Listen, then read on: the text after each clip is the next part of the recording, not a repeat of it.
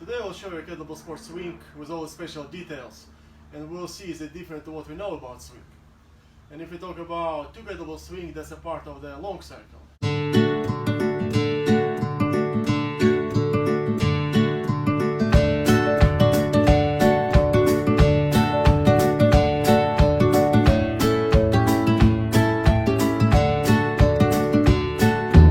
Probably the most interesting thing about kettlebell sport swing is the way how we do back swing. And most important to keep your legs straight on the very bottom. So that's probably the most unusual thing to do, because when we do a CrossFit swing, we usually catch the bell on the very bottom, but in the direction actually quite vertical. But in kettlebell sport, we want to do a pendulum. Because of that, we want to swing the bell backward, and then swing forward wants to swing bell forward. So I'm going to show you a few reps.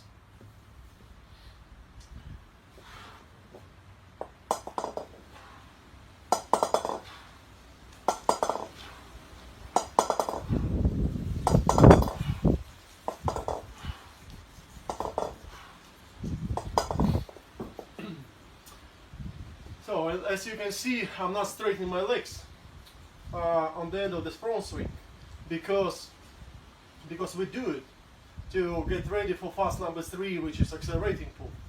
And for accelerating pull, we need to have our legs ready to go to pull the bells.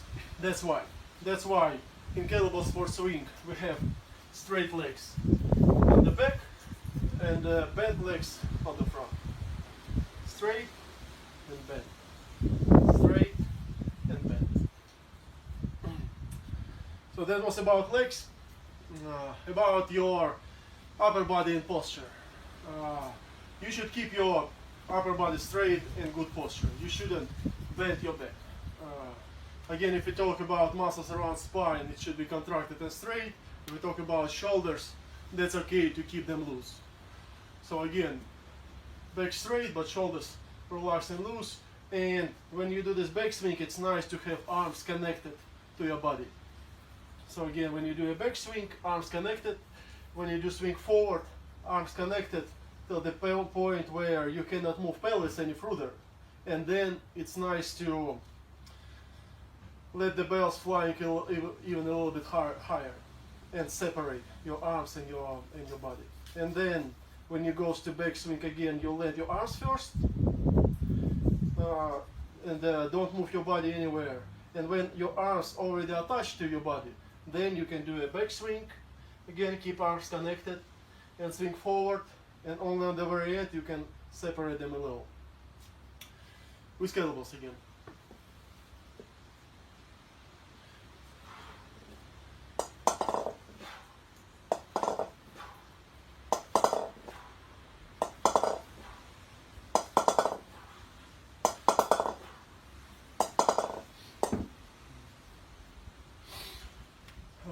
Well, direction of your vision during the swing is perpendicular to your back. So if you imagine a straight line, that's the positions that our neck and head should have. And depends how deep we lean, as slow our vision is. And of course there is some delta exists, and you probably can keep your chin maybe a little bit higher, but not too much, and it shouldn't be low. So again, imagine the stick, PVC pipe behind you.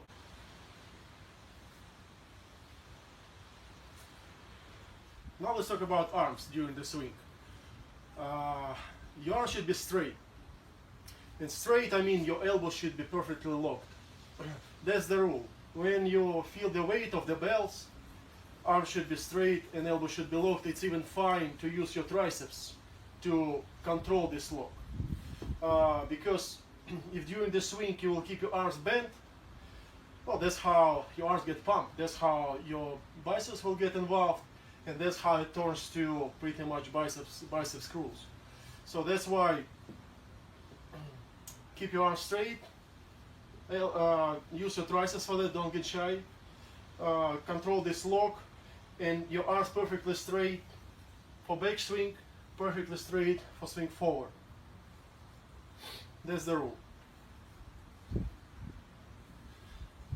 Yeah, that's important, and that's what makes your upper body feel quite relaxed and comfortable, and make your legs and lower body work.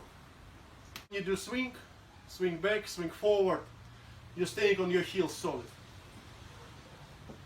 And I can say when you're on the very back, your balance move maximum to the back of your heels, and sometimes you even can see that athletes keep their toes like up and in the air. It's not necessary, and that's not the rule. You still can keep your feet on the ground, but feel the weight on your heels. Mistake when you move your balance to your toes. Well, it's almost impossible to show it for the back swing. And when you're on the swing forward, of course you shouldn't disconnect your heels. Heels should be solid on the ground.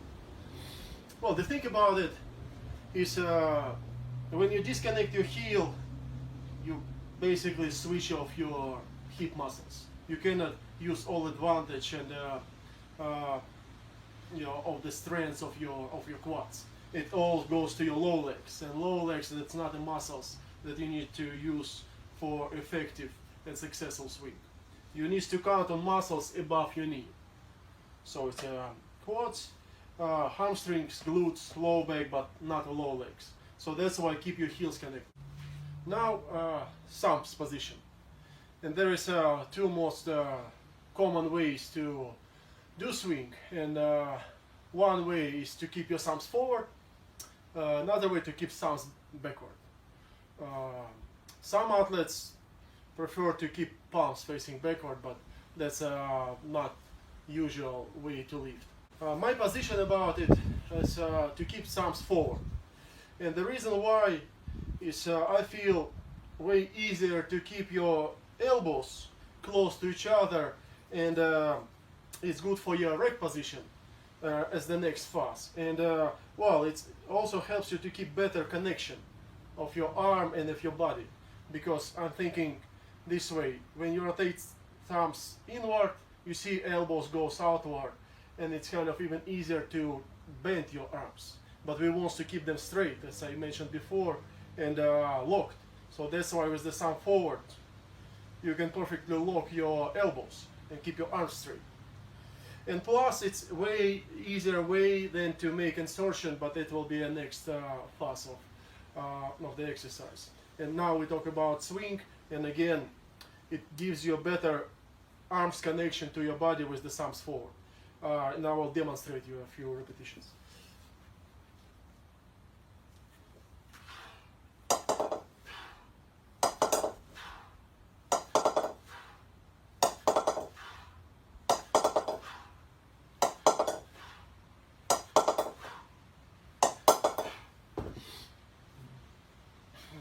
But again, we'll repeat, don't be shy to use your triceps and work for this perfect lock in your elbows. If you will just keep arms relaxed, you will not be able to maintain this perfectly straight position of arms, and it will be a bit loose, which is not good. So make it firm, use your triceps, and keep your arms perfectly straight and locked in your elbows. Grip. The way how we holding handles, also a special way, and especially when we lift two kettlebells, because there is a chance or risk that handles will touch on the end of the backswing, and you don't want to have your thumbs there, right? So that's why first things that I recommend to do to hold bells closer to the end of the handles, like this, right? Because if we'll move it forward, that's how our thumb can be attached. So we're holding on the back, and if even on the position of the backswing handles will touch to each other, our thumbs will be safe. So usually that's 2 points of connection. That's a handles, and that's a body of the kettlebell. So your grip is behind, like this. Again, that's work for style with the thumbs forward. And you should use all your 5 fingers when you hold the handle. Kettlebell lifters using a lock looks like okay when you cover your index finger by the thumb.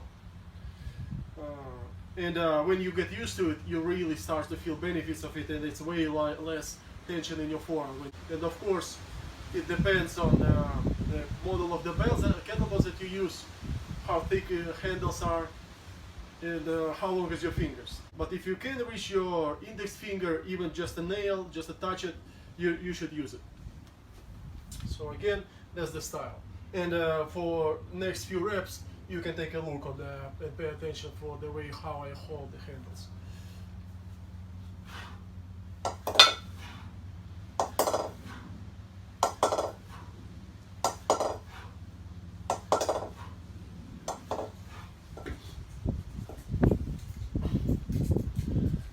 So be rational and use benefits of your hand and all of the fingers. You use a okay lock and hold the handles.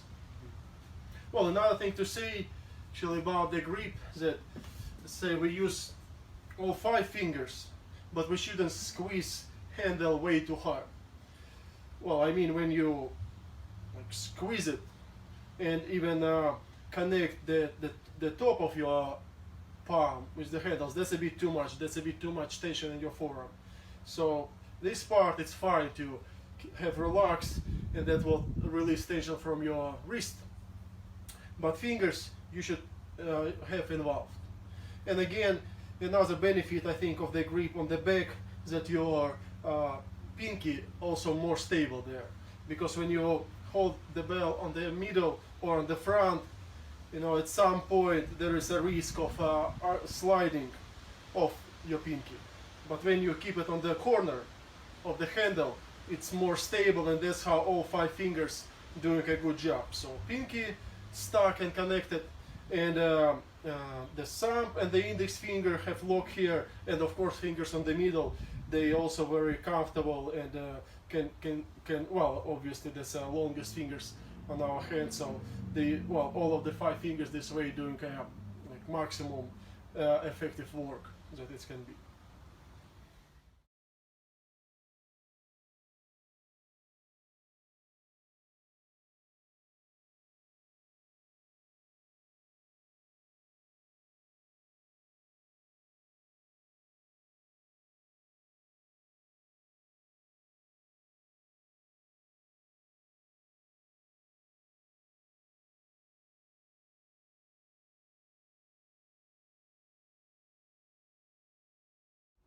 That was a kettlebell sport swing. Is it different?